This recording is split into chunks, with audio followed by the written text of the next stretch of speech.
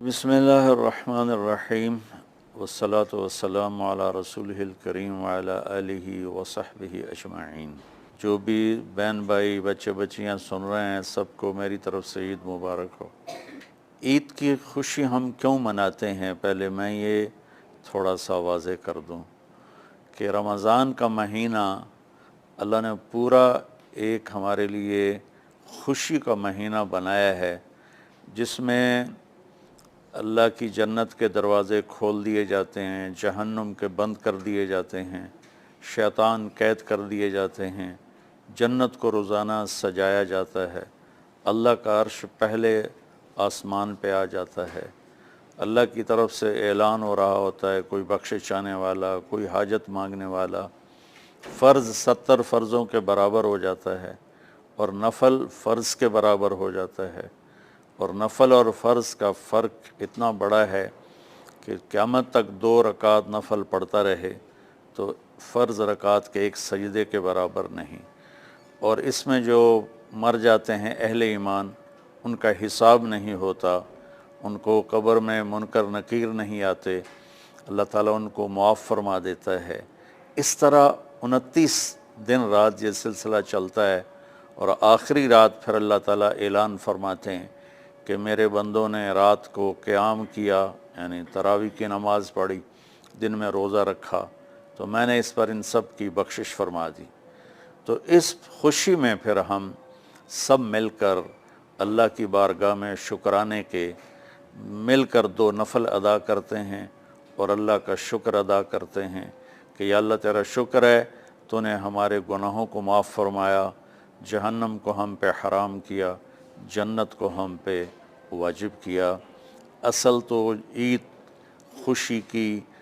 کی خوشی کی یہ وجہ ہے۔ آپ عید کے لیے غسل فرماتے تھے اور اپنے کپڑوں میں سے اچھے کپڑے منتخب فرماتے تھے، اور فجر کی نماز کے بعد آپ اشراق نہیں پڑھتے تھے اس دن، باقی آپ کی ساری زندگی کا معمول تھا کہ فجر کے بعد آپ اشراق پڑھتے تھے، لیکن اس دن آپ اشراق نہیں پڑھتے تھے، غسل فرما کے پھر کچھ کھا کے، کوئی میٹھی چیز، کھجور ہی عام طور پر ہوتی تھی، کھجور کھا کے پھر آپ عیدگاہ کی طرف تشریف لے جاتے تھے، اور پہلے نماز پڑھاتے تھے، پھر خطبہ ہوتا تھا، اور اس کے بعد جس راستے سے آپ جاتے تھے اس راستے کو چھوڑ کر پھر اور راستے سے گھر واپس آتے تھے، پھر وفود سے ملاقات کرتے تھے، سرداروں سے، صحابہ سے ملاقات کرتے تھے، اس میں کچھ کھانوں کا اہتمام بھی ہوتا تھا۔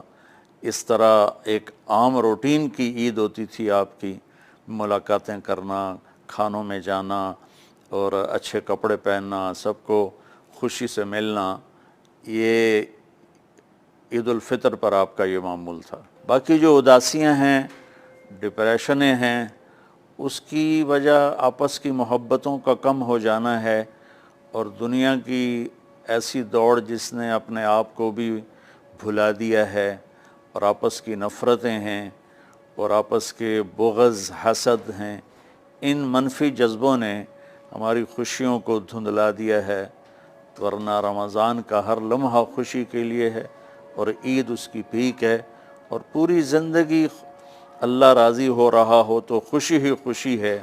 ہمیں اپنے ملک سے، اپنی نسل سے آپس کی نفرتیں، حسد، بغض یہ مٹانے ہوں گے، تب جا کر ہمیں حقیقی خوشیاں حاصل ہوں گی۔ میں اس عید کے خوشی کے موقع پر اپنی قوم سے ہاتھ جوڑ کے اپیل کروں گا کہ جھوٹ بولنا چھوڑ دیں، دھوکہ دینا چھوڑ دیں اور ظلم کرنا چھوڑ دیں۔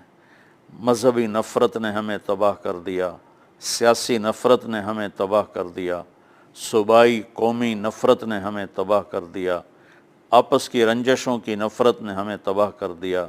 میں ساری قوم کے سامنے جھولی پھیلا کر چاروں صوبوں کے رہنے والوں سے اور ہر مکتب فکر سے متعلق اہل ایمان سے یہ درخواست کرتا ہوں کہ آئیں ہم سچائی کو اپنا ساتھی بنائیں اور دیانتداری سے اپنے آپ کو آراستہ کریں اور انصاف کا ساتھ دیں، نہ ظالم بنیں نہ ظالم کا ساتھ دیں۔ اسلام 2 چیزوں کا مجموعہ ہے، ایک اللہ کا حق ہے جو عبادات کی شکل میں ہے، اور ایک اللہ کے بندوں کا حق ہے جو اخلاقیات اور معاملات اور معاشرت کی شکل میں ہے۔ یہ دونوں کمپلسری پیپر ہیں، دونوں لازمی پیپر ہیں، ان دونوں میں پاس ہونا ضروری ہے۔ میری نماز اچھی ہے لیکن میری دکان پہ جھوٹ ہے، تو نماز اس جھوٹ کی کمی کو پورا نہیں کر سکے گی۔ میری دکان پہ سچ ہے لیکن میں نماز نہیں پڑھتا، تو میرا یہ سچ بولنا میرے نماز کی کمی کو پورا نہیں کر سکتا۔ اللہ کے نبی نے دنیا سے جاتے ہوئے 2 لفظوں میں سارا دین بتا دیا تھا۔ جب آپ کے جانے کا وقت قریب تھا تو آپ 2 لفظ دہرا رہے تھے، الصلاۃ وما ملکت ایمانکم، میری امت میرے بعد ایک نماز نہ چھوڑنا، اور ایک امت کے غریب مسکین لوگوں سے، نوکر غلاموں سے اچھا سلوک کرنا۔ یہ 2 الگ الگ ڈیمانڈ ہیں۔ جیسے پانی پینے سے روٹی کی کمی پوری نہیں ہو سکتی، اور روٹی کھانے سے پانی کی کمی پوری نہیں ہو سکتی۔ یہ دونوں الگ چیزیں ہیں۔ اخلاق کو عبادت کی کمی پر نہیں کر سکتی، اور عبادت کی کمی اخلاق کو اور اخلاق کی کمی کو عبادت پورا نہیں کر سکتی۔ ان دونوں چیزوں میں پاس ہونا ضروری ہے، تب جا کر ایک معتدل معاشرہ وجود میں آتا ہے۔ ایک حدیث سنا کے بات ختم کرتے ہیں۔ میرے نبی وضو فرما رہے تھے تو صحابہ آپ کے وضو کا پانی گرنے نہیں دے رہے تھے، نیچے سے لے کر کوئی پی رہا تھا، کوئی منہ پہ مل رہا تھا۔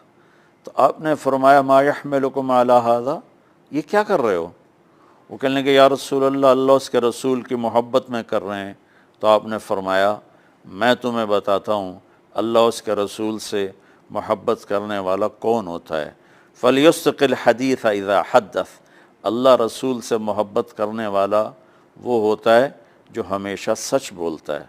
فَلْيُؤَدِّ الْأَمَانَةَ اِذَا تُؤْمِنَ، جو ہمیشہ امانت داری سے کام لیتا ہے، کبھی دھوکہ فراڈ نہیں کرتا۔ فَلْيُحْسِنْ جِوَارَ مَنْ جَاوَرَهُ، اور جو ہمیشہ اپنے پڑوسیوں کے ساتھ اچھا سلوک کرتا ہے، پڑوسی اپنے ہوں، غیر ہوں، مسلم ہوں، نان مسلم ہوں، وہ ان کے ساتھ اچھا سلوک کرتا ہے۔ یہ 3 نشانیاں ہیں عشق رسول کی۔ یہ 3 باتیں میری قوم اپنا لے تو یہ اندھیرے اجالوں میں انشاءاللہ تبدیل ہو جائیں گی۔ دنیا کے لیے قانون ہے اللہ تعالیٰ کا کہ جس قوم میں انصاف، دیانتداری اور سچائی ہوگی انہیں اللہ عروج دے گا، وہ مسلم ہو یا نان مسلم ہو۔ اور جن ملکوں میں، قوموں میں بددیانتی ہوگی، ظلم ہوگا، جھوٹ ہوگا، وہ زوال کا شکار ہوں گی۔ ساری ویسٹرن دنیا تو لیڈ نہیں کر رہی، ہمارے جیسے ملک بھی ہیں جہاں یہ ساری چیزیں ہیں، تو وہ ہماری طرح ہی ذلیل ہیں اور ہماری طرح ہی وہ خوار ہیں۔ چند ایک ملک ہیں جنہوں نے ان چیزوں کی رعایت کی ہے، تو وہ اس وقت لیڈنگ رول میں ہیں، لیڈنگ ماڈل میں ہیں۔ تو دنیا کے لحاظ سے تو یہ قانون ہے کہ سچائی، دیانتداری اور انصاف قوموں کو اونچا لے جائے گا۔ آخرت میں اللہ تعالیٰ نے اعلان کیا ان اللہ لا یغفر ان یشرک بہ ویغفر ما دون ذلک لمن یشاء۔ آخرت میں کامیابی کا آخری فیصلہ ایمان پہ ہوگا کہ اللہ تعالیٰ کا فرمان ہے میں شرک معاف نہیں کروں گا، اس کے علاوہ میں جسے چاہوں معاف کر دوں۔ تو ہماری 52 کے قریب اسلامی ریاستیں ہیں، وہ سب بری طرح اس زوال کا شکار ہیں، جس کی بنیادی وجہ یہ 3 ہے جس کو میں بار بار آپ کے سامنے دہرا رہا ہوں۔ السلام علیکم۔